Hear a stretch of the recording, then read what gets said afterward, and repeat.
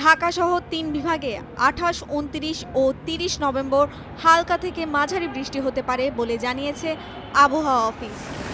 দক্ষিণ পশ্চিম বঙ্গোপসাগর ও সংলগ্ন এলাকায় অবস্থানরত গভীর নিম্নচাপটি উত্তর উত্তর পশ্চিম দিকে অগ্রসর হয়েছে।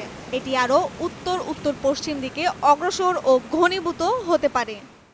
ভারতে তামিলনাড়ুর উপকূলীয় এলাকায় ঝড়ের সরাসরি প্রভাব পড়তে পারে বলে জানা গেছে। ২৭ নভেম্বর বুধবার আবহাওয়া অফিসের পূর্বাভাসে জানানো হয় এসব তথ্য। গভীর নিম্নচাপ কেন্দ্রে ৪৮ কিলোমিটারের মধ্যে বাতাসের একটানা সর্বোচ্চ গতিবেগ ঘন্টায় ৫০ কিলোমিটার, যা দমকা অথবা ঝড়ো হাওয়ার আকারে ঘন্টায় ৬০ কিলোমিটার পর্যন্ত বৃদ্ধি পাচ্ছে। নিম্নচাপ কেন্দ্রের কাছে সাগর উত্তাল। এছাড়া দেশের বিভিন্ন স্থানে আংশিক মেঘলা আকাশ সহ সারা দেশের কোথাও কোথাও হালকা থেকে মাঝারি ধরনের কুয়াশা পড়তে পারে। এছাড়া সারা দেশে রাত এবং দিনের তাপমাত্রা প্রায় অপরিবর্তিত থাকতে পারে।